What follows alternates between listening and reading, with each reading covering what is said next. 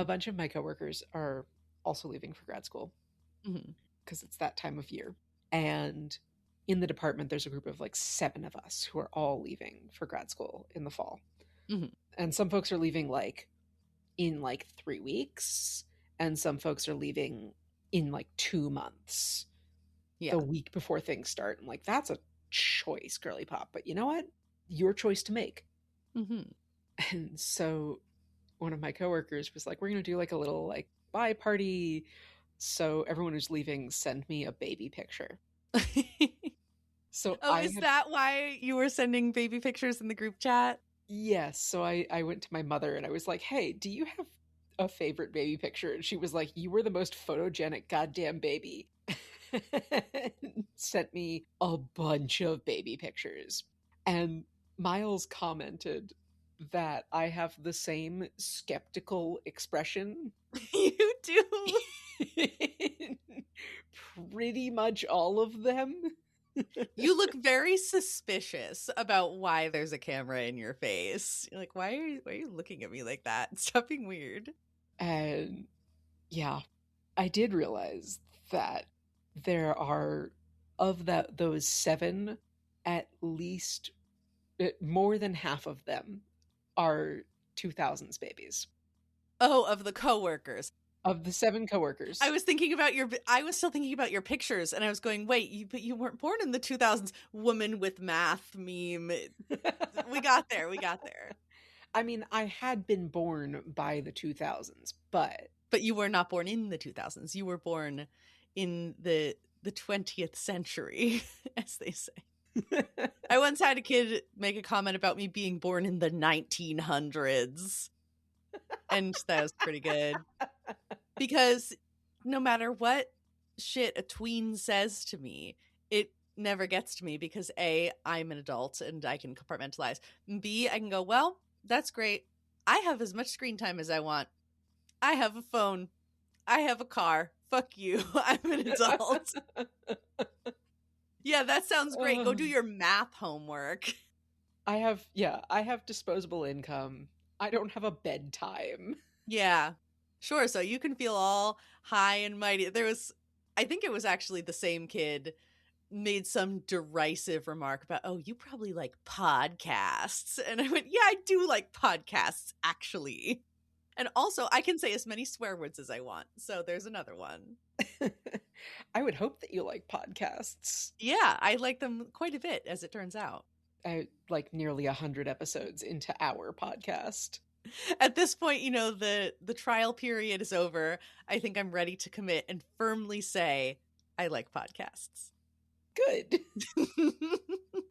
You had things you wanted. Oh yeah, speaking of this podcast. So I had a silly little video to make you watch today. The Apprentice finally has a piece of media, because I've said on the show before, but it's been a while, I am a huge, huge, huge Homestar Runner fan. My dad was really into it when I was younger. I watched episodes as they were coming out in the early 2000s. I was too young to be watching them, but it's fine. There's no swear words in it, so, could be worse.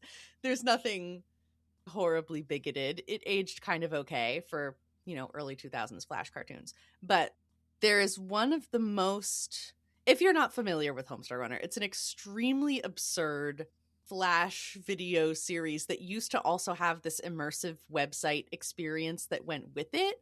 But now that Flash is dead, it's not really the same. You can watch videos on YouTube, but it's not the same experience. But there's a lot of series within series and worlds within worlds in Homestar Runner. And one of the most obscure, self-referential niche pieces of Homestar Runner media is a 2004 video called Cheat Commandos. And the only thing that really matters for the initial reason why I thought of it was because they're all of these little action figure toy guys, and their characters are playing with the toys, and they go, we need reinforcements. And then another one shows up. Did somebody say my name?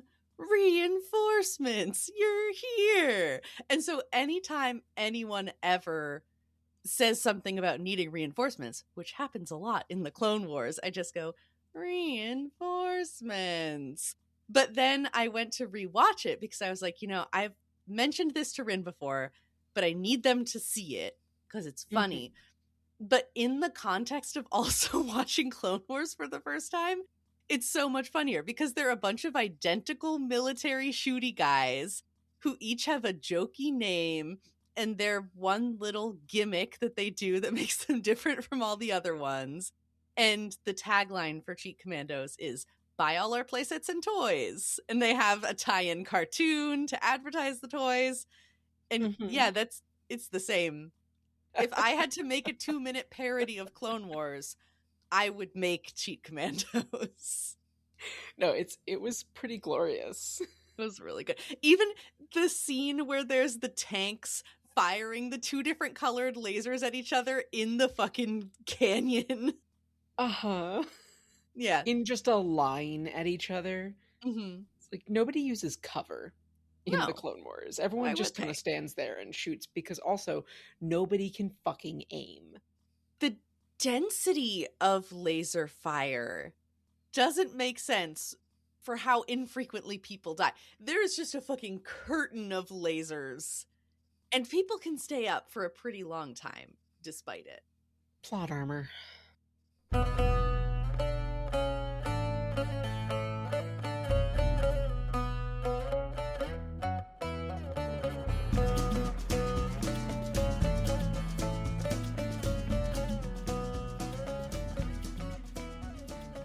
Hello, everyone, and welcome back to yet another episode of The Phantom Apprentice. My name is Rin. I'm one of your hosts. I grew up with Star Wars and with Lord of the Rings and with other sci-fi and fantasy series that my dad either read to me or that he showed me.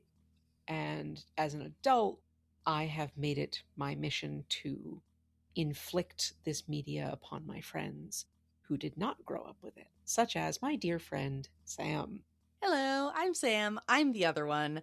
I did not grow up with Star Wars, but circling back to our pre-music banter, another thing that I had the epiphany of right before we started recording is that for my birthday this year, I can make a PowerPoint lecture explaining the world of Homestar Runner, and I can intersperse it with my own watch order of videos that we should watch because they're all like 2.5 minutes long. They're very short. And I can subject all of my friends to this because they love me. And also it's a milestone birthday, so people will feel obligated to come. So look out for that later this fall. That's going to be my birthday party. It's going to be amazing. Amazing. So we are, well on our way to 100 episodes. Whoa. And I am sorely determined to not get a tight intro bit anytime in there. Here on The Phantom Apprentice, we have spent roughly 2 years going through Lord of the Rings, and then we took a brief interlude into the Corporation Rim where we went through Murderbot, and now we are going through all of Star Wars in a specially crafted machete order designed to cause Sam emotional trauma. It's working. And we're barely into the Clone Wars. There's so much more trauma to come, bestie. Grumble, grumble. So, we have gone through, so far, we started out watching Star Wars New Hope, we watched Empire, then we went back to the very beginning of the Skywalker saga, we watched Phantom Menace, we watched Attack of the Clones, and now we are delving into the Clone Wars, the animated 2008 TV series, the 3D animated series, not the 2D animated series by Genndy Tartakovsky, whose name I probably just mispronounced. So today, we have a pretty hefty batch of episodes because I'm really determined not to spend 2 years just in the Clone Wars. We could, but we're not going to do that to you or to ourselves. No, so we're gonna rip through a bunch of these episodes. We are taking them roughly in chronological order, more or less in the timeline. So we watched the Clone Wars movie last time, which introduced Ahsoka Tano. And so today, directly following up the Clone Wars movie in chronological order, we are starting out with Season 3, Episode 3, Supply Lines, which is then immediately followed by Season 1, Episode 1, Ambush. Mm-hmm. And what we've done for these episodes is I have written just a snappy little one-line summary for each one, because we are not going to go through the plot of every single episode in exhaustive detail. No, because they're 23 minutes long. We'll talk about the things that we have things to say about, and if we don't have things to say, we won't say anything. So, supply lines. All of these episodes start with, I think of them as the little fortune cookie messages. There's some little... That is what people refer to them as, is the Jedi fortune cookie. Amazing. Okay, I was connected via the Force to other fans of Star Wars. But no, I just thought of them as little Jedi fortune cookies. Exactly. I didn't write them down because I didn't think they were that interesting. But they all have their own things summarizing the moral of the episode. So we're not getting into the moral of the episode right now. It's just the plot. So, supply lines. Leia's dad, her real dad, not Anakin, protects Jar Binks from himself during sensitive negotiations, while a Jedi and clones sacrifice themselves to save the Twi'lek home planet. Mm-hmm. Yeah, this one was it was really interesting to me to, I guess, start out the more or less chronological order of the series with a logistics episode. Mm-hmm. Like, if you're going in chronological order, like we had our sort of like submarine warfare episodes, and we had our sort of pseudo heist adventure with the new character, but still very early on, we're like, nah, this one is about logistics and negotiation and deception. Fucking everything is about supplies in these episodes. Everyone's trying to get supplies somewhere. There's always a humanitarian crisis, which, yeah, it's war. But I feel like I could make my own mini list of episodes where Anakin has a straightforward mission to get supplies from point A to point B and refuses to do that. I don't think is really in this one, but he hates getting supplies from point A to point B. Somebody else needs to be in charge of supplies. Yeah. This was also, I think, why this one landed in the middle of Season 3, is because when the directors and when the producers were putting this all together, they thought it was maybe not the best idea to have a movie that introduces Ahsoka Tano and then immediately have 2 episodes where she and Anakin don't show up at all. Mm-hmm. Our main characters are nowhere to be found. I had 2 things to say about this episode that have wildly different vibes. Mm-hmm. The first thing was that Jar Jar has to cause a distraction at this formal state dinner so that they don't see all of the ships doing shit with supplies right outside the window. And I really don't like cringe humor. I think that's probably another reason why I don't really like Jar Jar. But I am very empathetic. I would not call myself an empath because I'm not obnoxious. And I don't think that. I just have a normal, regular amount of empathy. But it stresses me out to see someone being cringe for laughs. But I did absolutely love that he spun his stupid bullshit as a sacred Gungan ritual of performance art. That was very funny to me. Anytime a character does stupid bullshit and then claims it's some kind of sacred ritual, that's always going to land. That's always hilarious. As somebody who studied rituals as a thesis. Oh yeah, I did. I forgot that, and you remembered. Yeah, I maybe know a thing or two about rituals. And so, dumb bullshit, but everyone's too polite to say anything. Love it. But then, on the other end of the spectrum, while this big battle is happening, the Jedi and his clones fucking die. And it's so sad. It's heartbreaking. And he's falling to the ground, and his comm is flashing with the message that relief has arrived and the day is saved. But it's literally a second after he died. So he died not knowing whether or not the relief was going to come. And he sacrificed himself. And he has a stupid joke name. It's too much. It's too much. Tell the people the stupid joke name. I'm not going to dignify it by saying it. The Jedi Master in this episode is Jedi Master Ima Gun Dai. And he does. IMA-GUNDI. And I liked him. He was nice. He was, well, yeah, he and his clones sacrifice themselves so that the Twi'leks can get to safety. I keep thinking that nobody's gonna die. I keep thinking it's a kids show. Surely they won't die. Surely they'll. No, they die. They die all the time. Intensely violent. Yeah.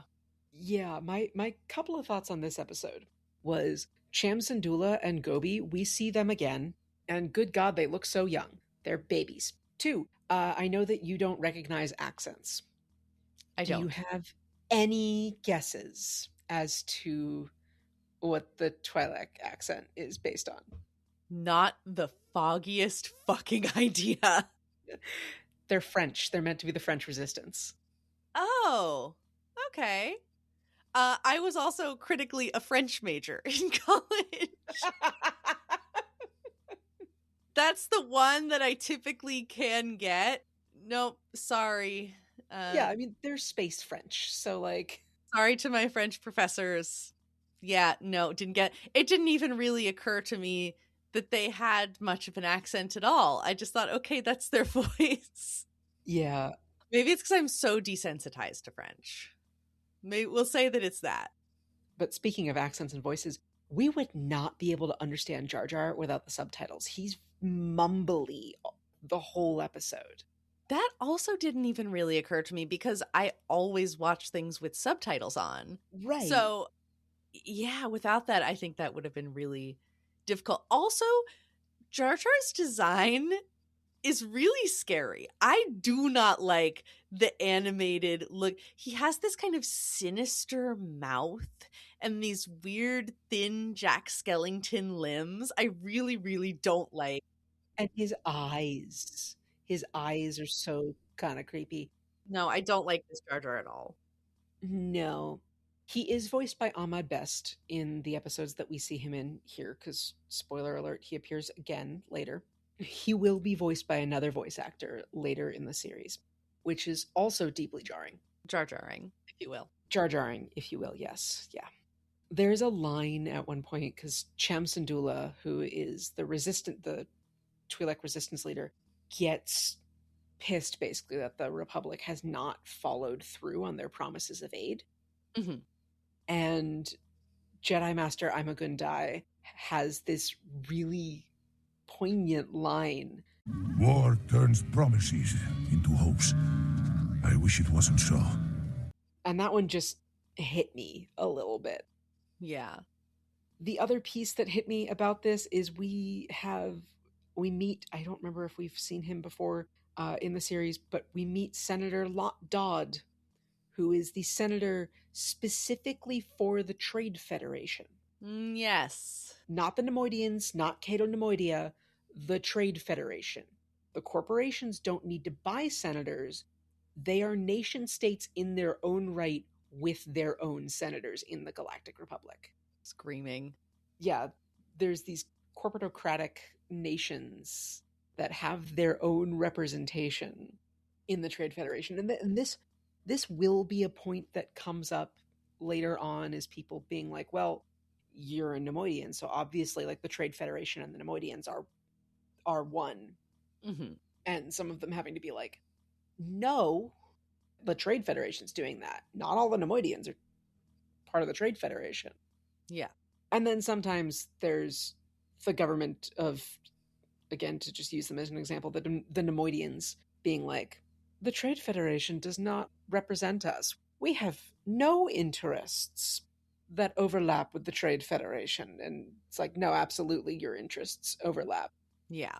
Anyway, that was pretty much everything from the episode. There is one piece where Jar Jar's preparing for his performance art and he's just dumping everybody's food off the floating table. Mm-hmm. And I love that it's following. And at one point, the soldier glances back at it falling, flashes away. More of it falls, and he just moves like 2 inches to the right to get out of the way. That was fun. I don't know what other bullshit he's seen at state dinners, but this can't be the weirdest one. He's not paid enough to care. Moving on. Back to season 1, episode 1, Ambush. Yoda is a chaos gremlin in the battle for Toydaria's loyalty and wins them over for the Republic. which I thought Toydaria was neutral because there was a whole plot about that in another. Is this before or after that? Are we talking to different people? This is directly following that. Okay. Toydaria was neutral, and then the events of supply lines occur. Okay. And so Toydaria seeks out alliance with the Republic. Gotcha. I was very confused by that because we were skipping from season 3 to season 1 and then going, wait, what the fuck? I thought they were neutral. No, when I did my first full Clone Wars watch through, I watched in release order. Mm-hmm. And so when we got to, started with season 1, episode 1, where Toydaria is joining the Republic, and then got to season 3, episode 3, where Toydaria is suddenly neutral again. I'm like, wait a minute. Yeah. Yeah, so that's why we're watching in this order, is to prevent pieces of confusion like that. Gotcha. There's another episode bunch later on, which is if we watched it in release order, you'd have an episode about somebody getting murdered, and then they show up as a significant character in a later episode. Yeah, that's confusing. That's too much. Yeah, continuity errors. Anyway, the music, the intro music here is a little bit different than in the rest of the series. And I was noticing this through this whole sort of section, because from here on, we're in the first season for all of the rest of this section that we're covering today. The music clearly hasn't quite settled in, and some of the animation is a little bit janky. I feel like sometimes it leans in really hard into 2008 3D animation. So it's very, very blocky, very polygons, not a ton of detail on anything that moves. I was playing Star Wars Knights of the Old Republic the other day, and it was like, oh, this is incredibly similar. Mm-hmm. Just in shapes and vibes as the starships are moving through space. And sometimes it leans in really hard into everything is painted. Yeah, there are some very clear, especially painted backgrounds. Oh yeah, the backdrops are all painted. And that shit's gorgeous. That's super cool. But there are some definitely janky bits of animation, especially with some of the movements of the characters, and little uncanny valley with the way they speak. It feels like Matt Lanter hasn't quite settled into Anakin's voice yet. Mm-hmm. Especially because I've been now rewatching through all of Clone Wars in rapid succession to make sure that my watch order is correct for all of this. And I've rearranged one or two things, but most of it's staying the same. But yeah, I feel like season 1, like a lot of shows in season 1, they're very much ironing out the kinks. Mm-hmm. Everyone's kind of discovering their characters, and the animation is they're working with the technology that they've got, and it will improve by leaps and bounds over the course of the series. And like many pieces of Star Wars filmmaking, they will develop brand new techniques and such, and improve 3D animation drastically forevermore. Other thing about this episode, this is where we see Gremlin Yoda. Yeah, this is real Gremlin energy. This is that Yoda that we met back in the swamp. Yeah. We've gotten Jedi Master Yoda, but this is I'm seeing how 20 years alone in a swamp turns this dude into the dude we meet in Empire. Yeah, it's all making a lot more sense now. Mm-hmm. And we talked last time about how Obi-Wan Kenobi was committing war crimes, lest we thought that it was just the Jedi committing war crimes. Attacking diplomatic envoys is a war crime. Mm-hmm. So the Separatists are also committing war crimes. This won't be the last war crime they commit over the course of these episodes. Indeed not. Yeah, that's pretty much everything I've got for this episode. I just had two little things for this one. The first is that Ventress's rank is Supreme Leader, which is kind of wild because she's, as far as I can tell, maybe third in command.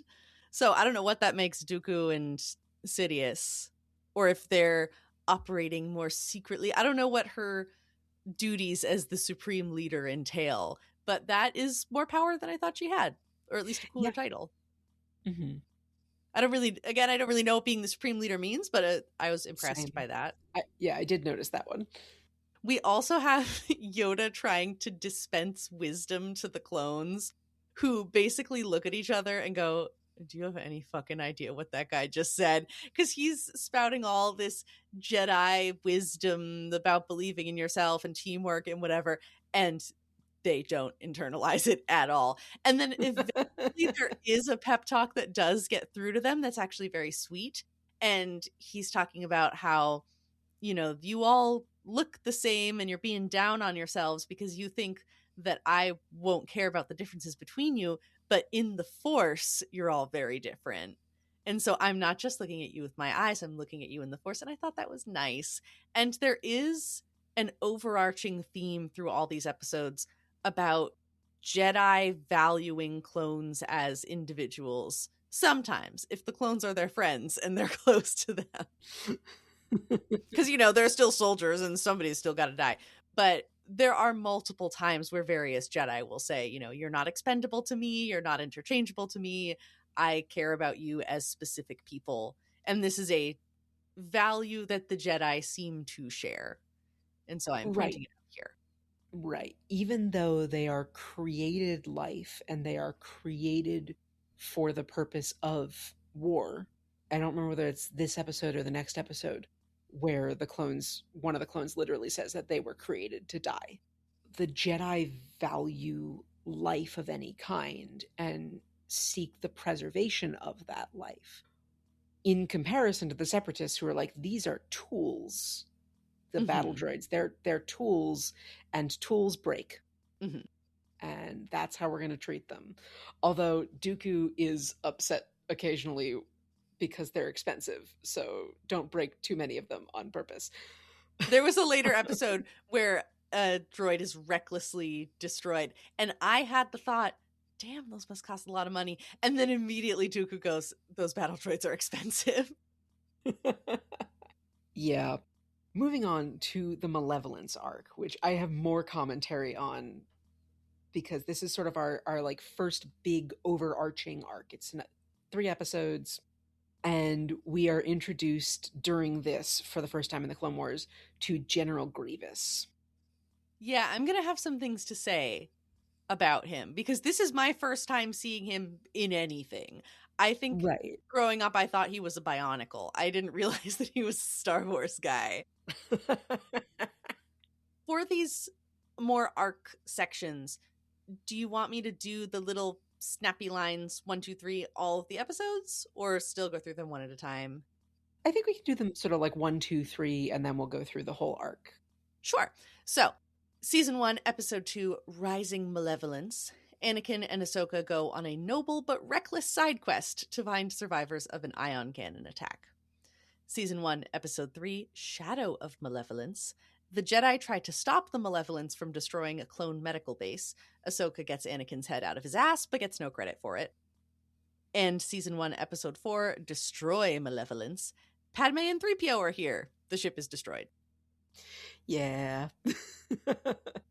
First thing, because the first episode there are heavy pieces of it that just take place like in an escape pod with 3 clones and Jedi Master Plo Koon. Mm-hmm. Plo Koon's voice is tragically doing something for me. He does have a pretty good voice. There's him and there's another Jedi later that I went, oh, okay. I'm still a monster fucker. Lest we forget. Plo Koon is voiced by James Arnold Taylor, so that is Obi-Wan Kenobi. Well, there you go. There you go. He's calm under pressure. He's a good leader. He has a very sweet bond with Ahsoka because he's the one who brought her to the Jedi Temple, which, tearing her away from her family. We don't like that. Child soldiers, boo. But still, they have a bond. I like him. I love how much Plo's men clearly trust him. Mm-hmm. Because again, lest we forget, we're in the first 6 months of the war here. Yeah. And, okay, during these episodes, I came up with my mental headcanon, which I am going to be thinking about this the whole way through and ignoring anything about time. The way my mind needs to process this time block is that there was a 2-year period in between Attack of the Clones and the start of the Clone Wars movie. Mm-hmm. And then the Clone Wars, instead of taking 3 years, takes in fact 6 years. That seems reasonable. That is the only way I think that this all makes sense. We have clones that look visibly aged. Yeah, there's some who have gray hair. When did you grow gray hair? You were just born. And for some of them it's if you were just born 10 years ago and you're just Gen 1 off the front lines, but also many clones are dying and so some have to be rushed into service. From where? How far behind the first set that was, fully trained and shipped off were they? Mm-hmm. This isn't that far behind. Clones age at double the rate of natural born humans, so 6 months is a year in clone years. I have to assume that the years we're being given for all of this are clone years. So I like it. Yeah, so it is in fact, in my mind, it is 6 years, and that is how we're tracking this. And my headcanon says that Ahsoka is 12 when she first shows up. Yeah. And, we'll end the series at 17 or 18. Speaking of Ahsoka, fucking love her. She's so good. So the whole thing with this first episode is that there's a big scary ion cannon, big secret weapon, and it's not supposed to leave any survivors, but we have this life pod of people waiting to die in this really beautiful, poetic, tragic setup. And Ahsoka is saying, we don't know for sure that there aren't any survivors. We have to go and look for them. And she speaks out of turn on a Jedi Zoom call, basically. And then after that, Anakin snaps at her in this way that gave me a really visceral reaction, even though technically it wasn't out of line. She was out of line and he was correcting her. And all he does is go Ahsoka, firmly. But it really, I don't know, maybe it's my deep-seated parental issues or something, but it really upset me to see him snap at her like that. Upsetting of the flip and yell, basically. Yeah. Maybe it's because I don't believe in raising my voice at children or raising my voice at anyone.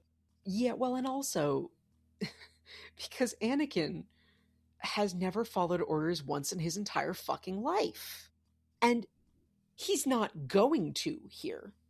Mm-hmm. And so, the lesson here that he's trying to teach Ahsoka is you have to know what the rules are to break them.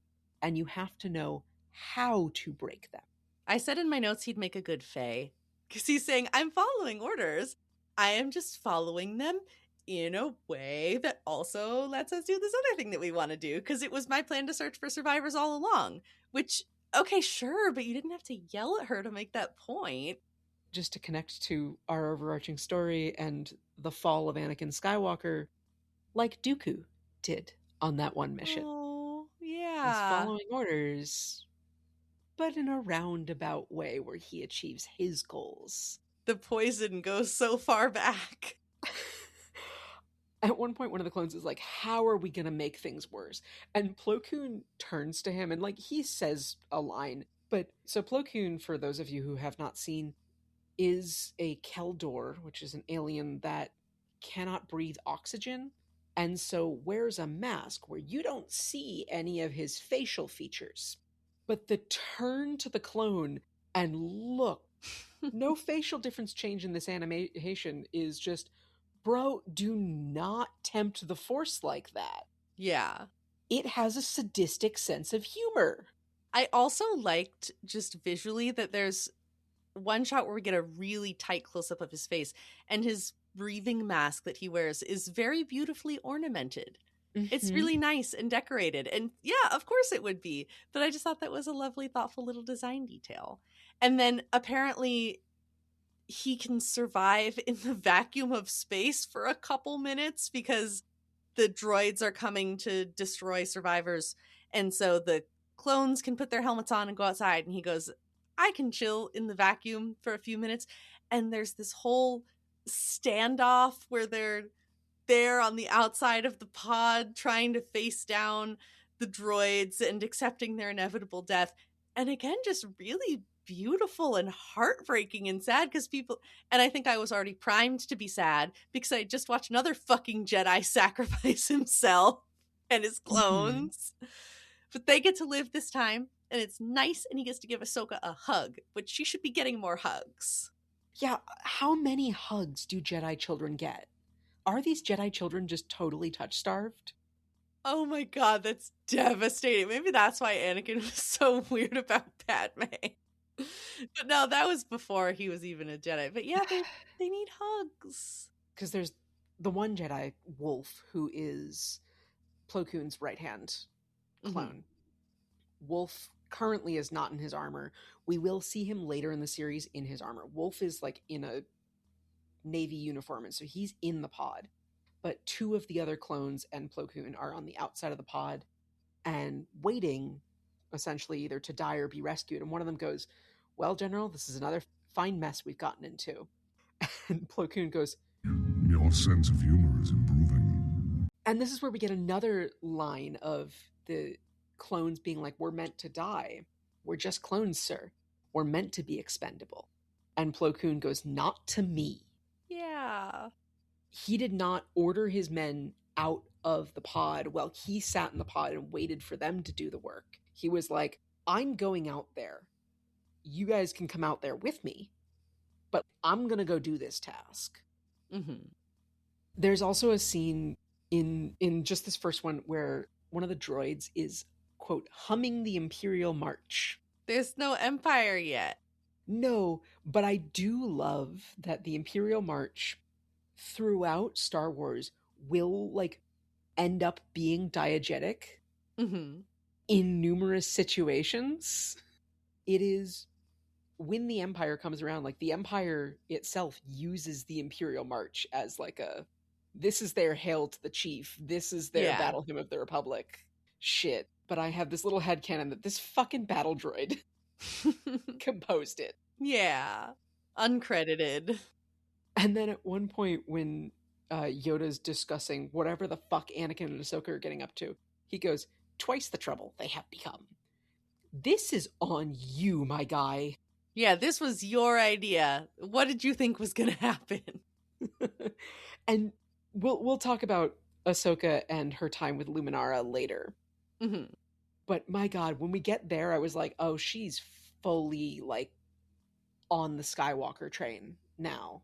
Yeah. She had the snark gene, but putting her with Anakin just turned it up to 11.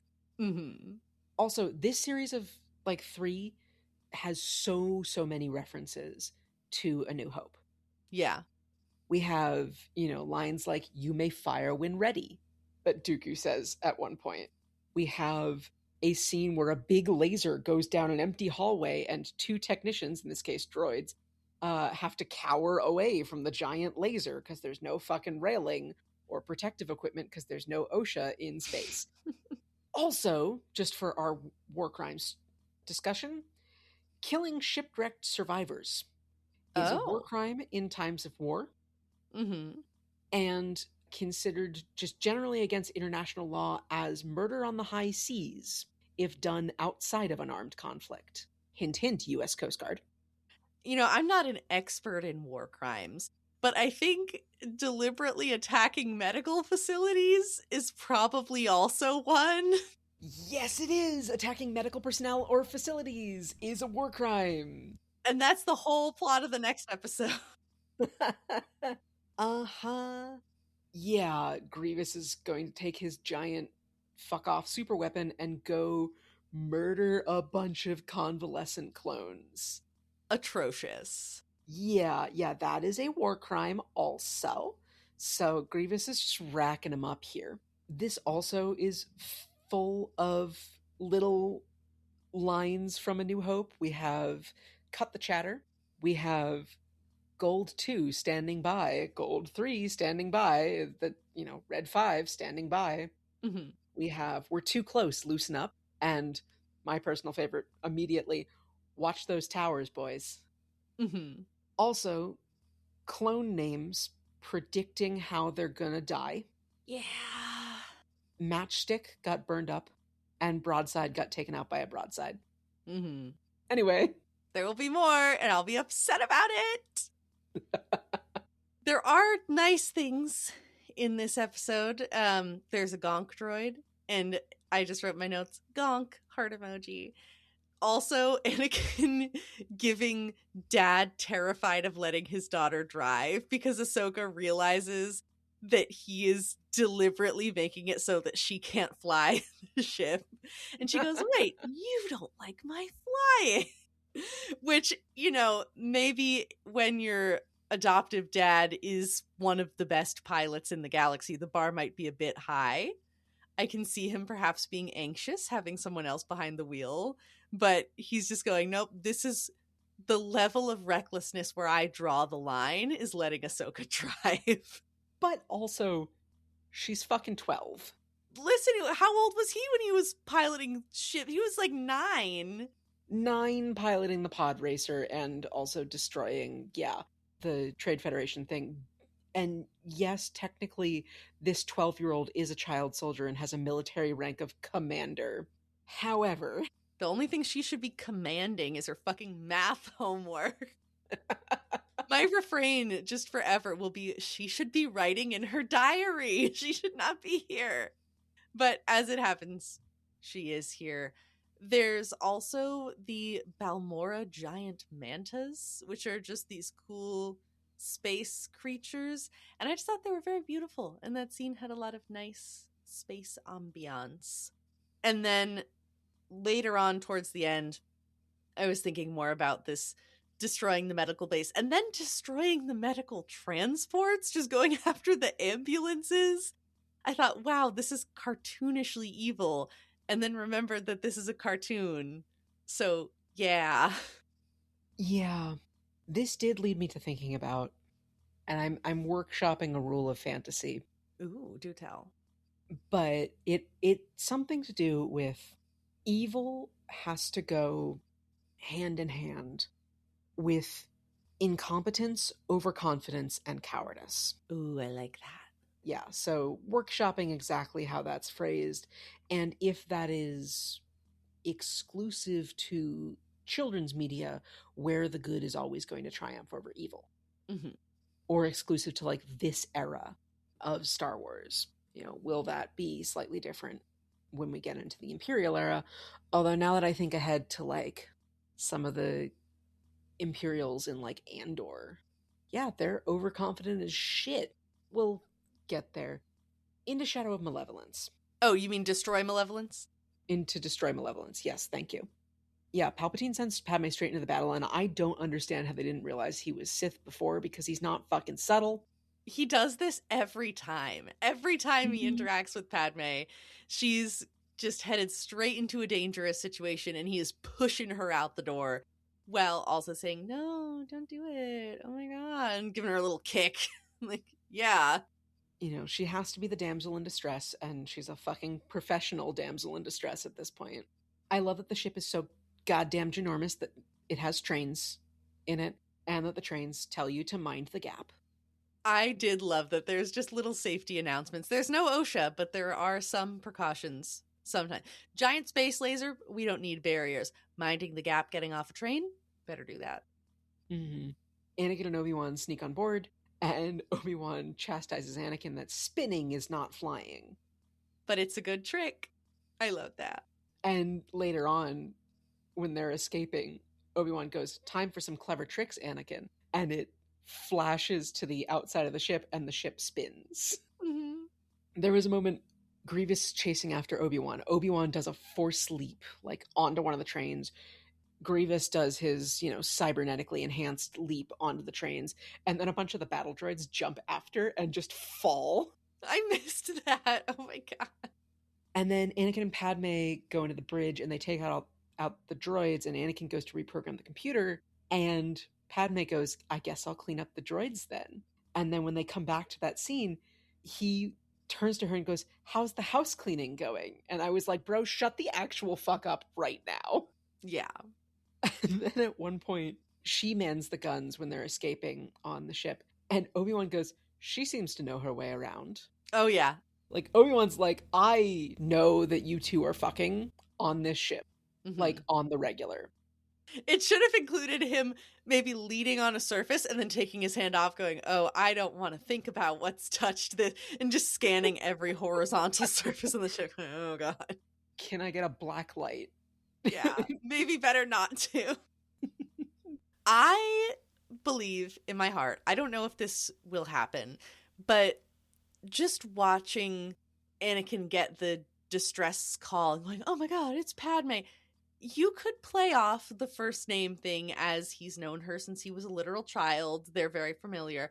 But I think Ahsoka's going to figure them out. And I think she's going to figure them out fast. I do not think that this will get past a savvy teen girl. I think she's going to know. And I don't know if she ever canonically figures it out. But in my mind, in my heart, it's basically now she immediately goes, oh, there's something happening here. Nah, I mean, Obi-Wan knows, 3PO knows, R2 knows. Yeah.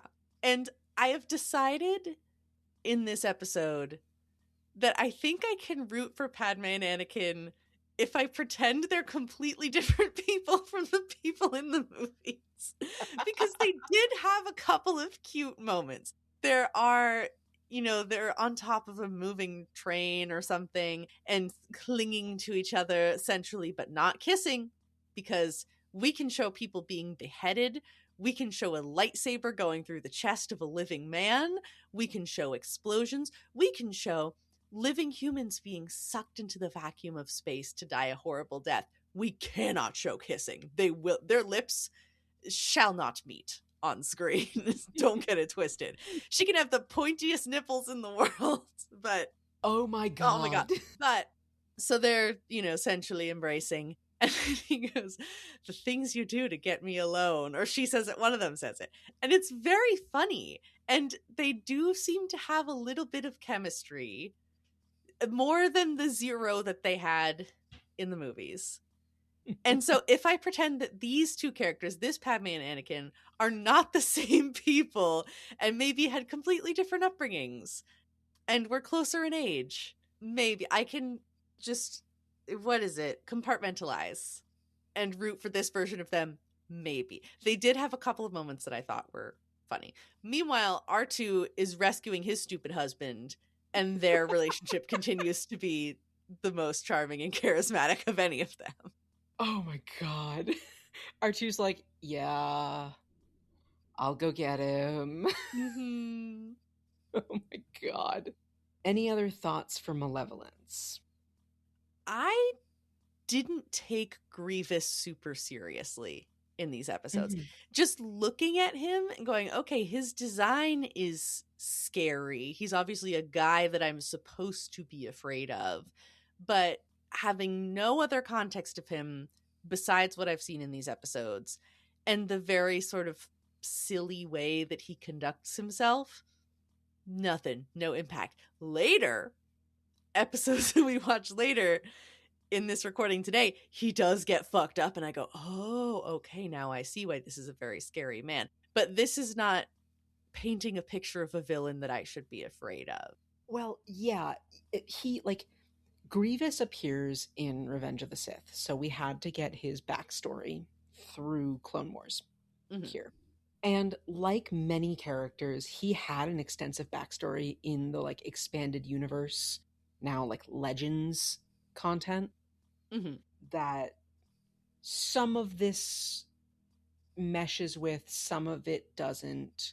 And to be honest with you, we'll talk a little bit more about it in a little bit.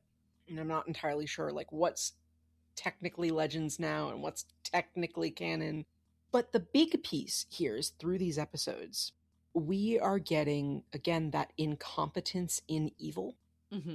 That incompetence and overconfidence ruining evil. Dooku has his essentially two major hench people. He has Grievous and he has Ventress. And they both keep failing. They have not succeeded in anything they've tried so far. And you can see Dooku slowly losing patience with all of them.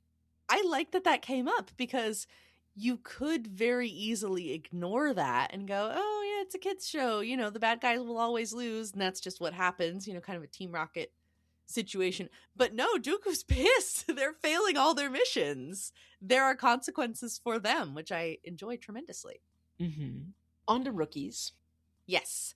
Our friends from Domino Squad have to defend their base without help from the Jedi, and it doesn't work. But at least some of them survive.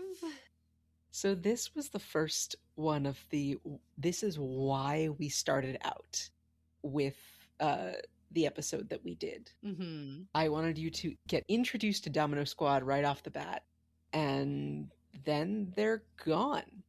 Yeah, they fucking are. These were our friends. I liked these guys. Yeah, so over the course of the episode, we also have a couple of others. There is Nub, whose name is not spoken, and CT-327. We don't get his full name, and we have the Sergeant, whose name is Sergeant O'Niner, but I don't think we get his name either. Mm-hmm. So we have those three, and then we have Domino Squad, Cut Up, Droid Bait, Heavy, Fives, and Echo. Mm-hmm.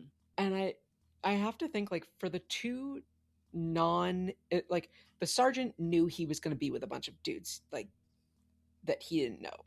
But, like, the two other dudes who are not Domino Squad, how did they end up here on Rishi? Yeah. And how much does it suck to be with these 5 dudes who've, like, been together their entire lives? Yeah. Yeah, CT-327 gets killed first by the droids invading. He's the deck officer. Also, he has the thing where he sees something in the distance that's suspicious, and then all of a sudden in the binoculars, boom, there's the enemy. That's also from A New Hope. Cut Up gets eaten by an eel, so he's not really cut up, but chewed up. Droid Bait is Droid Bait. Mm-hmm. He dies at the beginning with Nub. And so, you know, the only ones who initially escape, Heavy, Fives, and Echo. And then Rex and Cody show up. They fix things, and Heavy sacrifices himself. Yeah. I feel like he was my favorite. I don't even have a reason why. I was just the most attached to him. So it was just very sad. Mm-hmm. Yeah, no, that one sucked. Also, another war crime, the executing of prisoners. Mm-hmm. Granted, the battle droid goes, "Do we take prisoners?" And then they aim their weapons, and Heavy goes, "I don't," and blows them all up. Also, again, one of my sort of overarching questions that I know I have to ignore because Star Wars is, how the fuck does hyperspace work? And it moves at the speed of plot, because, you know, sometimes you can't possibly get there in time, even through hyperspace. And sometimes the signal stops and all of a sudden, boom, the entire fleet's just there. Yeah. I have to think that, like, this is close to Camino. This is, like, on a hyperspace lane from Camino. And so knowing that there's a fleet around Camino, I have to assume that, like, the signal stopped and boom, the Camino fleet went, and just jumped in. My assumption is, like, somebody was on the other end of whatever that wormhole was. Hyperspace is very pretty. There's a lot of nice shots on the Malevolence on the bridge, and there's all of these big windows, and you see this sort of blue, almost aquatic, like you're in one of those aquarium shark tunnels, which I've never been in. I would like to. But it's just a very nice, pretty atmosphere with all this bright blue and teal as opposed to black starry space. This is a interesting episode, but we will get more Fives and Echo. Don't worry.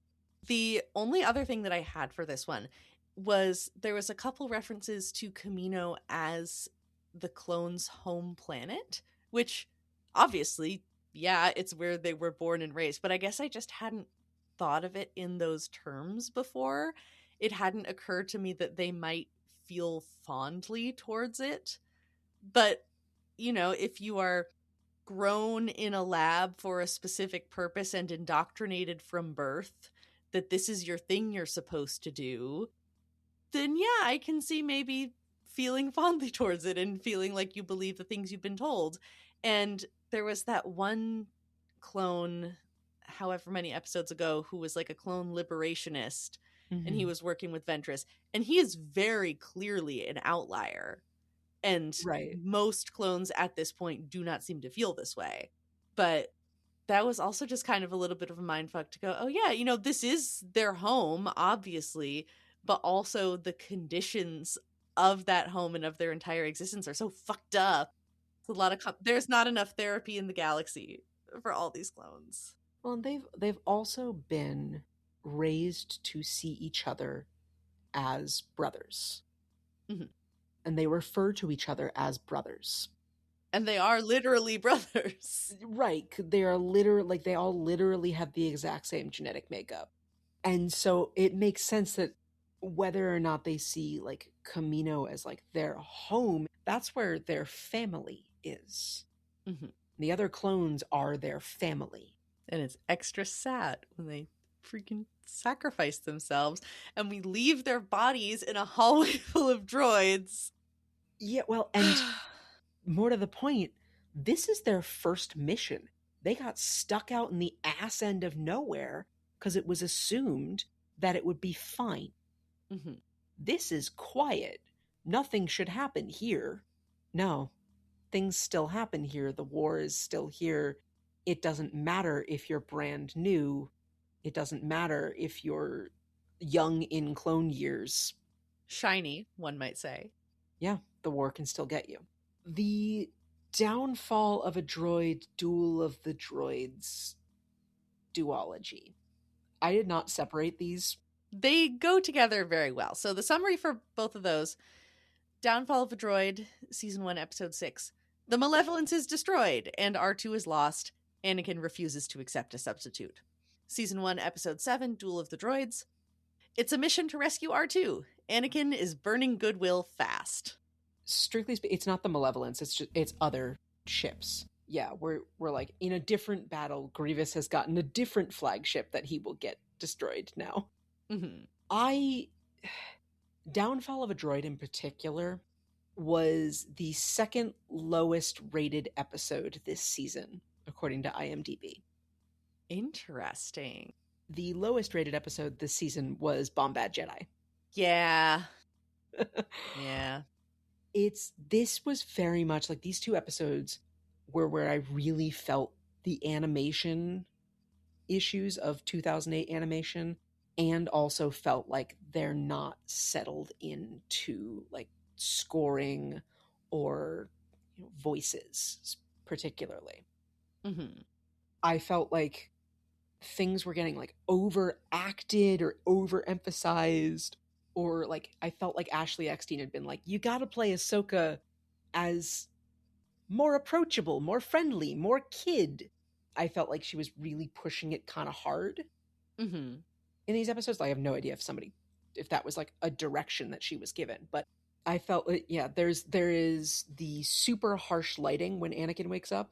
I hated that. I thought there was something wrong with my screen, and then when I realized it wasn't, I was thinking, okay, is this some sort of vision that he's having where he thinks that he's in a medical bay and then he'll wake up and really be somewhere else? Why was it like that? No, it's like an infamous fuck up, I think. I don't know whether it's meant to be like the harsh light in one of these rooms, or whether it's just like they fucked up the lighting here. I found some old Reddit threads of like people arguing about this one. Mm-hmm. And some folks were like, yeah, this episode sucked. Some were like, I don't really understand the hate for this episode. Yeah, the animation kind of sucks, but the music was super different and super cool. I was like, okay, the music to me didn't feel Star Wars-y. Mm-hmm. I think through the Clone Wars movie, and particularly the rest of the series, like Kevin Kiner puts his own spin on things, but it still feels Star Wars-y. Here it's like we've got like club music, dance beats playing over the battle. Mm-hmm. And the animation just felt kind of unfinished. I think the only place where I really noticed that was when Anakin and Ahsoka are wearing their Jedi ponchos of disguise, and the ponchos just look so bad. They have no dimension. They have no shading. It just looks like they're not fully rendered. That was the only visual that I really noticed, going, oh, this just looks atrocious. But most of it, I was just so focused on trying to follow the plot that a lot of the less good parts just went over my head. Yeah, there's a lot of like places where the shading isn't there, or like they tried to build in some shading to be like, yeah, this is a shoulder. I'm looking at one image of where Ahsoka is being like, here, look at R3. And there's shading of her shoulder to like almost give her a clavicle, but it really looks like this is where the couple of polygons of her body shape are mushed together. Mm-hmm. This is the rotation point for the animation. This is not different color. It doesn't look good. Yeah. And the episodes were fine. The big theme to this is Anakin's got attachment issues, and everyone knows it. Yeah, because he is willing to risk it all to rescue R2, and Obi-Wan goes, I know you like that droid, but you literally cannot do this. And then it turns out Anakin hasn't been erasing R2's memory like he's supposed to, so he has left this extremely dangerous cache of information just in the hands of whoever wants to get it, which I don't think that he did on purpose so that he would have an excuse to rescue him in the future, because I don't think Anakin can think that far ahead. But as soon as he realized that, instead of going, oh shit, I made a mistake, he goes, yes, now I'm validated. I can go rescue R2. Right. And I kind of hate that. I think if there's anything I'm going to grumble about with this episode and the next one, we are validating Anakin's attachment issues in all of this, because he is the most specialist boy in the whole galaxy, and he needs his special droid friend. And it's good that he risked himself and everyone else and the cause and the mission and everything to go get him. Because obviously, yes, it's good to, he says, you know, R2 is more than a droid. He's a friend. He is a friend. And also, you're a military leader in a war. And I don't think that the fact that you personally feel attached to this droid is a good enough reason to fuck shit up trying to get him back. It is stupid and reckless. And, you know, he is validated because he has the sensitive information and whatever. But he is, like I said in my little summary, he is burning through goodwill. People, I can tell, are getting increasingly tired of his shit because it's getting more and more dangerous for less and less valid reasons. And it makes me angry. Yeah. It's a very solid character moment. Yeah. To, you know, show us, you know, we know that Anakin's got attachment issues, but to show us specifically, like, we know in real life that having attachments is not a bad thing. The Jedi have taken it to this extreme of like, you can never have attachments. But what we're showing here is that Anakin allows those attachments to rule him, or will be reckless in pursuit of those attachments, will disregard the life and safety of others for those attachments. Mm-hmm. Anakin does not have the utilitarian mindset that Jedi are supposed to have. Yeah. Anakin's trolley problem is, yeah, I'm saving the one person I know, not the 1,000 other people over on the other track. Yeah, he's flipping that switch, no problem. Yeah. I also have to think about, like, was Anakin not erasing R2's memory in part to preserve, not out of, like, malice or disregard, but, like, to preserve R2? To what extent do droids lose personality when they lose sections of their memory? Mm-hmm. Which this has come to a fan theory, and I don't know if this has been validated, I don't remember, that R2 like just never gets his memory erased. No one thought to erase his memory and at all, ever. Mm-hmm.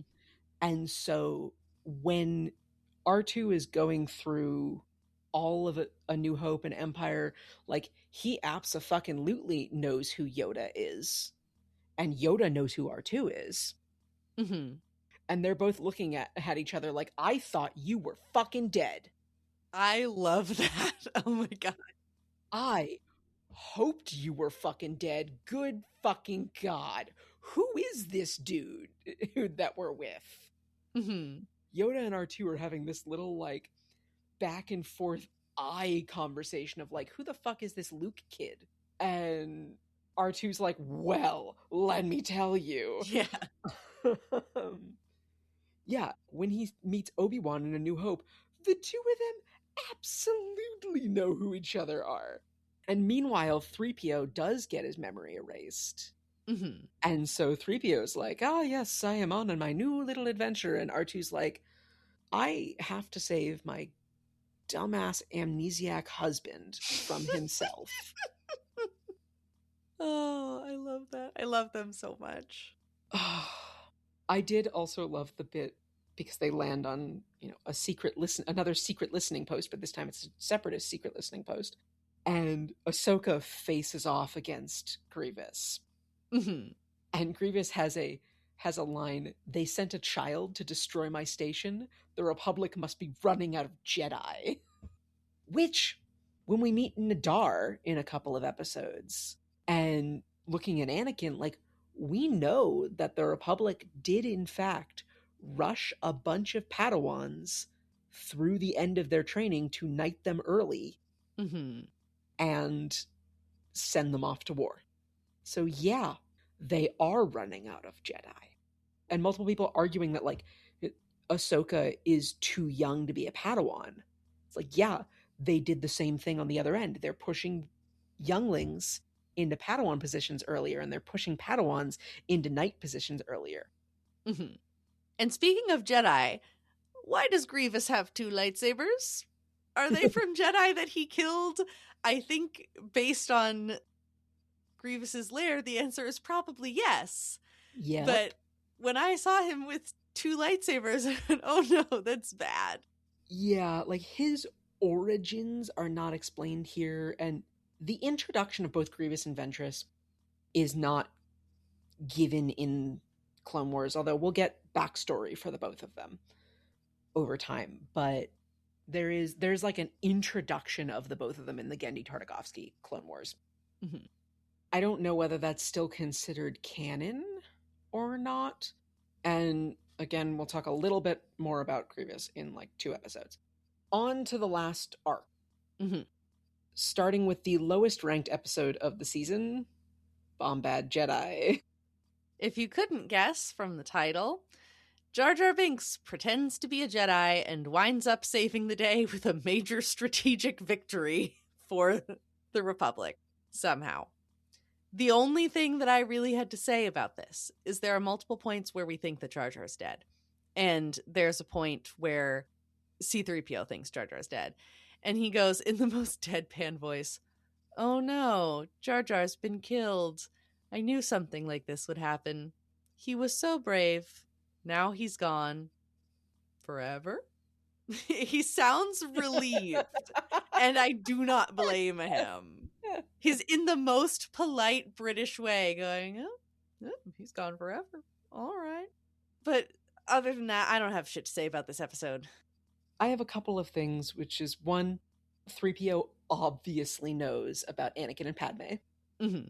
Because they find the Jedi robe, and Jar Jar's like, whose could this be? And 3PO is like, who knows? We'll never know. No idea how it got here. Let's go. I feel so stupid. I didn't realize that that's why the robe was in there. I didn't question it. I just thought, okay, this is silly cartoon hijinks. Sure, there's Jedi robe. No, Anakin fucking left his hoodie in Padme's ship. Padme definitely stole it. If we're calling that the Jedi hoodie, yeah, she stole the Jedi robe. Oh my god, that's the ultimate god tier stealable hoodie. Can you imagine how comfy a Jedi robe must be? Yeah, get it, Padme. Steal all the robes. I would. Well, are they scratchy? Because comfort is skewed. I don't know, Buddhism studies scholar. Well, if it's the only garment that you own, so if we're doing like a Buddhist monk thing, and these are your only clothes, they shouldn't be extravagant. You know, they're not going to be made out of silk and finely embroidered, but they can be comfortable. It's because you're not trying to cause more suffering. You don't, this isn't Christianity. We're not doing penitence. Hair shirts. Yeah, there's no hair shirts. There's no self-flagellation. This is not, you know, there's certain ways to remove yourself from material comforts to get closer to enlightenment, but the goal is not to make yourself as uncomfortable as possible at all times. It's, you can be comfortable, it's fine. So I think the Jedi robes are probably pretty comfy. Fair. Okay. One thing with the Jedi robe, sometimes we see Jedi putting on robes and ponchos and they become fucking invisible. They just fade into the background even if nobody else is wearing a robe. Mm-hmm. Jar Jar puts on a robe and everyone's like, oh shit, a Jedi. Yeah. It's like the Jedi robe of anti-disguise when worn by a non-Jedi. The magic of the robe is rejecting Jar Jar. When Padme is in the prison cell and she's like got her hands chained above her head, she clearly has a ridiculously strong core and she's super flexible because with just her wrists chained above her head, nothing to grab onto with her hands, like wrists and I presume like pressing her shoulders back, she bends completely in half to get her lockpick from her boot. Yeah. Anakin is a lucky man and does not even fucking know it. Can you imagine between her flexibility and the fact that she's like absolutely fucking yoked and the Force, the wild acrobatic shit that they get up to? And you know Anakin doesn't give head. You know he doesn't. No. Oh my God. So he has to be skilled in other areas if Padme keeps sleeping with him. Who knows, you know, can the Force do the like psychic thing from the Katie Robert book where you just maybe form a dildo of pure Force energy? One way to find out. Who's that Jedi from the other one? Kit Fisto. Hit me up. Other question was, do you think he makes her call him Master Jedi in bed? Oh God, he probably does. Doesn't he? Oh no, he totally does.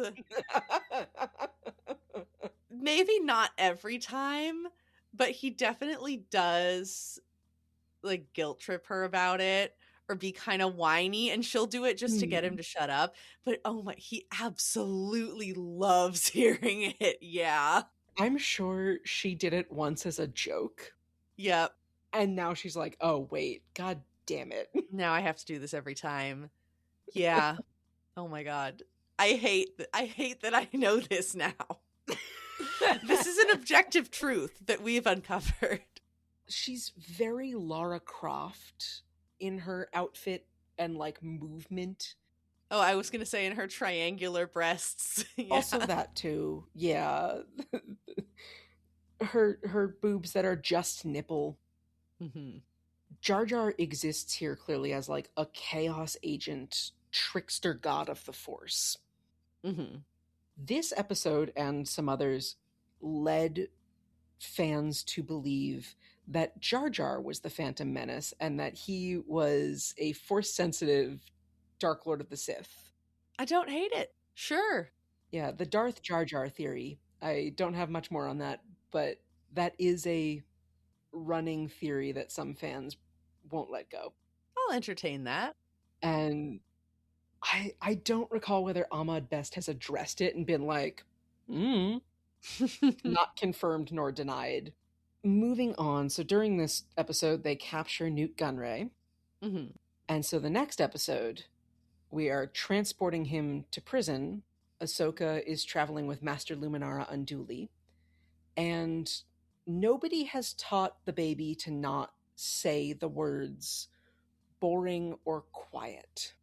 Because Ahsoka immediately is like, it's such a boring trip. Nope, you don't say that. And also, I knew that Argaius was evil the moment I saw his fucking hair. Yeah, he has a weird... He's also got kind of a Mayor of Whoville thing going on. I know he was a little bit too lovingly rendered and his design was a little bit too interesting for him to be just a generic soldier. I knew something was going to be up with him. Yeah. Couple of other notes that I have from this episode. We have the droid that Ventress sneaks around at one point is 327T. Mm-hmm. Is that named after CT-327, who was the clone deck officer in Rookies that got killed? I couldn't find any like Star Wars significance to the digits. Yeah. I don't know. Is D. Bradley Baker's birthday 327, March 27th? I don't fully know. I found that the 327th Star Corps was the group that followed Jedi Master Ila Secura. I'll do some more digging, particularly if we start seeing repeated numbers. It's a question of like, was this just the number on somebody's mind, or is this a reference to something? It's like whenever we see like 1138, that's the reference to THX 1138, George Lucas's other sci-fi movie from before Star Wars. So because of those little pieces, I'm always like watching for, are we having repeated little names or themes or number series? Are these references to other things that I'm not getting? I think it's also possible that some combinations of numbers just sound really good and just have a better flow. So 327, that's nice. That's snappy. Yeah. So I don't know if it's a reference or if people independently just went, yeah, these numbers sound good together. Let's put them in a thing. Yeah, that's the other thought. This is again where Ahsoka really shows that like Anakin's personality is just ramping hers up to 11. Ventress comes in and Ahsoka goes, if it isn't the hairless harpy. And Ventress, who banters with anybody she meets, if it's Obi-Wan, they're flirting. But if it's Anakin or Ahsoka, it's trading insults. And Ventress responds, if it isn't Skywalker's filthy, obnoxious little pet. How nice of you. I wrote in my notes, diplomacy and subtlety are not her strong suits. No. She'll get there, but again, I don't know how Yoda thought this would work. Like, this has the vibes of like have a child to save your marriage. Right? Except that doesn't work. This just ends up with we make each other worse. Yeah. This was one of the episodes I noticed. It's like everything feels very, very painted. I feel like they're trying out different animation styles to sort of figure out what works. Yeah. There were a couple of things from this episode that stuck out to me. The first being that Ahsoka gets to interact with a woman for once. So that's nice. I don't know how many of those she sees in her day-to-day. Not a lot. So glad she gets to hang out with Master Unduli. That's good. And fight Ventress. Oh, so that's two. There's 3 whole women in this episode. Yay, what great role models. I do have to admire the guts to just fight Ventress by herself, which she does. And for all of the chastising that she gets and making some rash decisions, she does force slam Ventress into a pipe at one point, which I don't know if that was just because she had the element of surprise or if Ahsoka's maybe incredibly strong and we haven't really seen the sort of power scaling that we're dealing with her. But I think that's a pretty big deal that she was able to do that. And I went, oh shit, maybe I should be taking her a lot more seriously. Not that I wasn't, but going, oh, maybe she's like kind of chosen one level freaky force shit. No, I think canonically, Obi-Wan is one of the best lightsaber fighters in the Order. Anakin is the chosen one. So obviously he's super fucking powerful in the Force, and he's being trained by one of the best sword masters in the Order. So then, I guess that is a piece of why you'd hand Ahsoka to Anakin, of like, wow, she is so far ahead of all of the rest of her classmates. Like, we need to hand her to somebody who can handle this. Okay, who can handle this? Well, Anakin and Obi-Wan and Mace Windu and like a couple of other people, maybe. And so, maybe that's where Yoda's like, this experiment we shall try. But yeah, no, she is freakishly powerful, both in the Force and just as a saber fighter. We do see her training a whole lot, and obviously Anakin's improvisational style of planning. That's very generous. Yeah, she has to learn on her feet or she will die. Mm-hmm. Just imagining Anakin is like the dad at swim lessons, just chucking Ahsoka into the pool. Uh-huh. It's kind of a little bit of it, yeah. Lots of experiential learning. Also in this episode, there are traitors everywhere. This is messy. We can't really trust anybody. Ventress is clearly very successful at making inroads with people, and that is concerning to me. Mm-hmm. Just in general, that it's all a very uneasy sort of... I don't think people are outright mistrustful of each other yet, in general, but I think this could very easily devolve into a situation where nobody trusts anybody, and there's just even more backstabbing out in the open, and it just gets out of hand. Yeah. Finally, we have Season 1, Episode 10, The Lair of Grievous, which is the highest rated episode in Season 1. It's really good. It's solid. My summary for it is: we take a side quest with Kit Fisto into Grievous's lair, and Dooku plays everyone against each other. Mm-hmm.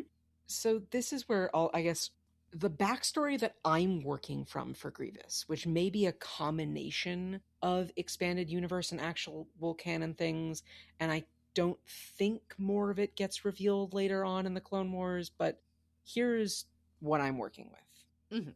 General Grievous is a Kaleesh warlord. He had a different name. Grievous was a name that he adopted during his warlord days to strike fear into the hearts of his enemies. And Grievous is a word, obviously, that I'm sure many of our listeners have heard. It means causing grief, pain, or anguish, serious or dire, or causing grief or sorrow, painful, afflictive, hard to bear, offensive, harmful.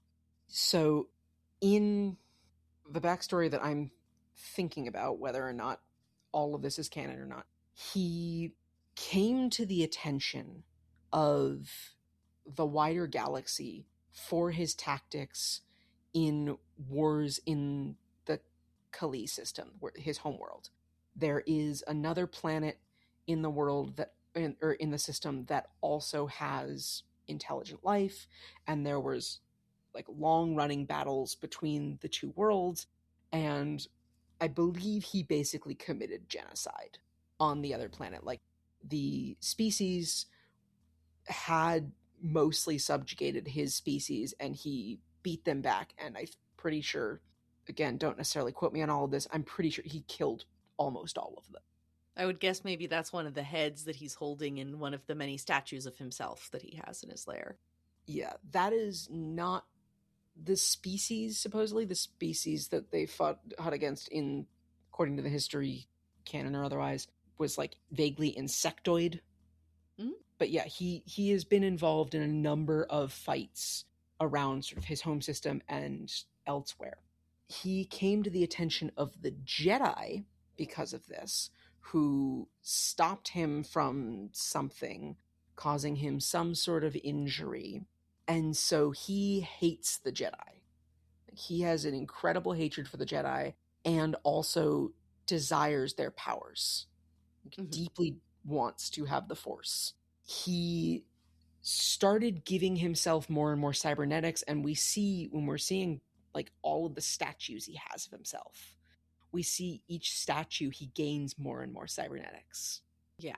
So he started like giving himself more cybernetics, like particularly in his limbs, to give himself, more abilities.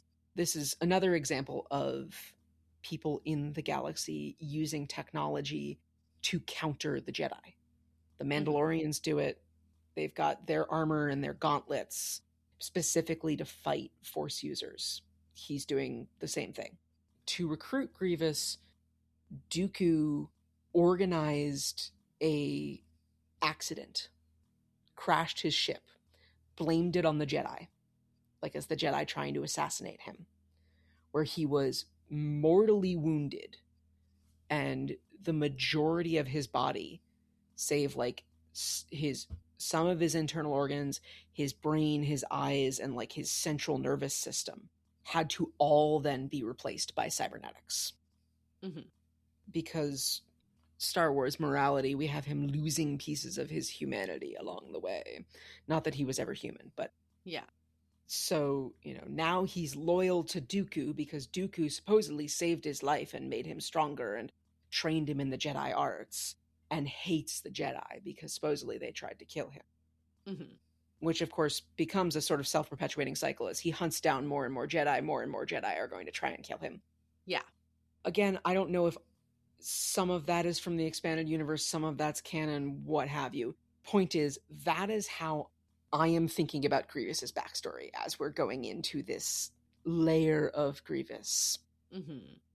And going into this, I feel like there's like visual references I'm not getting. This feels very Saw or Alien or just a D&D dungeon. I was thinking Dark Souls with his fucking pet that he unleashes on them. I forget what it's called. Gore. I knew it was a G name. This is giving video game, Dark Souls, boss fight, increasing just waves and waves of power, and then the boss regenerating.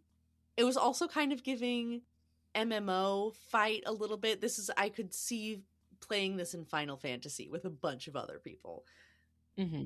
But yeah, it definitely does seem to be calling on some specific reference, but I also don't know what that would be, or if it's just more of a general aesthetic gaming sort of thing. But I was having the D&D thought of, oh no, they're challenging him in his lair. He's got lair actions. Don't do it. Yeah, and he uses those lair actions. Uh-huh. And frankly, granted that like they don't know it's his lair at first, but it's like once you discovered that you were in the Lich's lair, you should have left.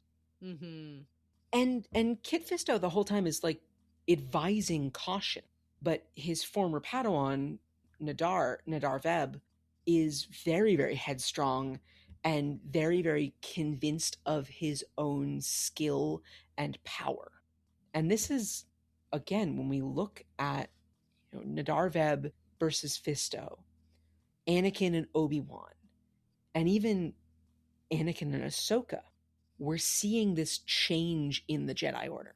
Mm-hmm. This change from like these older, more restrained Jedi Masters to these new, younger Jedi who are starting out their Jedi careers as warriors, not as the peacekeepers that the Jedi claim to be.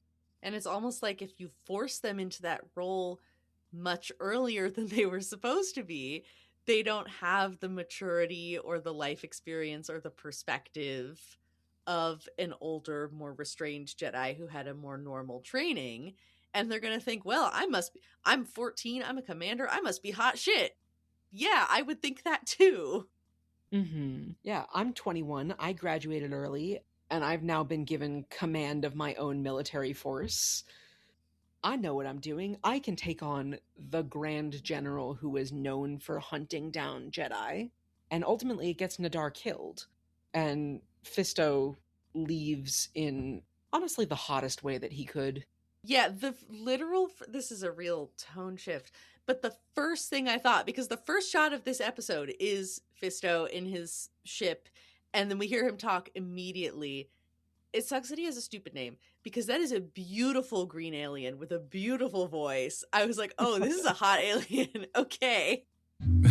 I know we're in the middle of nowhere, R6, but that's the Republic beacon we're looking for. Contact the Outer Rim Command. Voiced by Phil Lamar. I feel like I should know who that is, but I don't know celebrities. He is a very, very prolific voice actor. Let's see. He has been also in some live action too, including in Pulp Fiction. Who did he play in Futurama for 173 episodes? Hermes Conrad. Oh, he was Hermes. Okay. I have seen, I think, every episode of Futurama. I would not recommend that people watch. If you haven't seen it, don't watch it. But yeah, okay, he was Hermes. He was in the 2019 Lion King. Also been in Family Guy, in Justice League. He is Green Lantern. Invader Zim. Samurai Jack in Samurai Jack. Okay. Yeah, I'm like scrolling through his credits right now. There's hundreds of them. He's been in everything. He's also Bail Organa. Oh, okay. And Orn Frita. And her two other characters we've heard from in this bunch of episodes. And others. Yeah, he is all over the place. He is the judge in BoJack Horseman. Admiral Alonzo Freeman in Star Trek Lower Decks. But we got distracted. So what was the hot way that he left the situation? Because that is a hot alien. He was surrounded by all of the Magna Guards, and like he was looking to leave, and then Grievous crawls up the cliff out of the fog at him, and he leaps out of this, circle of enemies onto his ship, which his droid is flying, and then like kneels there watching them as the ship flies off. Good stuff. Oh, he's C.O. Bakarin in Old Republic. Interesting. Okay. Yeah, he's been in everything. Point is, the big piece of this is that Dooku set this whole thing up as a way to potentially get rid of Grievous. Mm-hmm. Or get rid of a couple of Jedi. Yeah, either way, he comes out on top. Right. And I think ultimately he lost kind of the only way that he could, which was one of the Jedi got away, the older, more experienced, more powerful Jedi, and Grievous survived. Mm-hmm. Yeah, I don't really have too much more on this, but like in general, these batch of episodes, we're seeing a few overarching story elements emerge. We have Jedi compassion for the clones and Jedi attachment to the clones. We're seeing Anakin's unhealthy attachment or willingness to risk anything and anyone for the people he's attached to. We're seeing the incompetence of evil and the repeated failures of Grievous and of Ventress. And it's kind of up in the air as to whether or not those failures are orchestrated by Sidious. Sometimes it's a question of, is Sidious setting up Dooku to fail? Or is Sidious wielding Dooku as a weapon? And I think it's kind of both. It's Sidious is playing all of this on a much larger scale. Sidious is doing exactly what Dooku's doing with Grievous and Kit Fisto on a larger scale. He is sending all of his cards into one place, and whoever comes out on top, it doesn't matter because he'll still win. Yeah. That's a level of connivingness that I am just not smart enough to execute myself. That just stresses me out to think about being in charge of a plan that complicated. And, he's pulling just the right strings at just the right times and making things happen. And he's got all of these sort of self-perpetuating systems that he's working with. But just having the ability to plan and execute something on that scale in and of itself is terrifying to me. And then just add also to the fact that he's just evil. Yeah. Any other thoughts on these episodes? Because it's getting very warm in my room because my air conditioner's off and we have run very long again.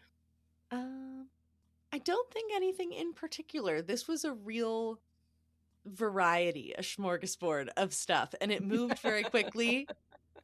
And now at least I think I'm starting to be able to tell clones apart. So that's good. Even though they just get ripped out from under me because they fucking die. But And they're making it with every passing episode, they make it more and more clear. Yeah. Like more and more of them grow facial hair. Rex has not yet done the blonde dyed buzz cut, but that will be a thing that he does. Some of them have facial tattoos. I want to know which clone got a tattoo gun and is giving the other ones tattoos. I think that's fun. But I enjoyed them. I feel like I'm starting to get used to the pace and get used to the characters. It's a big adjustment from the movies. But overall, they were good, except for the parts with Jar Jar. And I think the emotional damage is working. It's happening. So congratulations. I hope that my suffering is entertaining to you. It is. And quite frankly, having, now gone through so much of this is some of the weakest storytelling that we're going to see in Clone Wars. Great. Awesome. So, next time, we will be covering the rest of Season 1 of the Clone Wars. Season 1, Episodes 11 and 12, Dooku Capture and Gungan General. 13 and 14, which is the Jedi Crash, Defenders of Peace. Duology, Season 1, Episode 15, Trespass. We'll skip Season 1, Episode 16, because we already did that. And then Season 1, 17 and 18, the Blue Shadow Virus arc. And Season 1, Episodes 19 through 21, the first Ryloth arc, other than supply lines. So, if you would like to watch along, you can sort of, now that you have a sense of what we're going to be talking about, how we're going through these episodes, and how we're going to be discussing them, feel free to watch along with us and come back in 2 weeks to listen to us discuss that batch of episodes. In the meantime, if you would like to hear more from us, you can always follow us on our social media at FanAppPod on any social media site we're on. That's FANAPPPOD. If you would like to chat with us, you can always comment on our social media. You can comment on our episodes, depending on the platform you're listening on. You can leave us a review, preferably a 5-star review. You can also send us an email at thefandomapprentice@gmail.com. If you do that, you are guaranteed a response within 3 business days, unless you get caught in the spam filter, which it might take a little longer, but you'll still get a response. You can subscribe to our podcast to get the new episodes as soon as they drop. You can also listen to our pretty extensive backlog at this point. Again, like we said at the top of the episode, we've gone through the entire Lord of the Rings trilogy and all of the Murderbot series except for the most recent book, and we will record an episode about that at some point soon. Mm-hmm. For a given value of soon. In clone years. So, until next time, thank you so much for listening, and may the Force be with you. See you next time. Bye. The Phantom Apprentice is produced and edited by Rin and Sam. Our music is composed and performed by James. You can find more of his work on Spotify and Bandcamp under Beiruz, Baeruz. Our art is by Casey Turgeon. You can find more of her work at KCT Designs on Instagram. The content discussed is the property of the original copyright holders and is used here under fair use.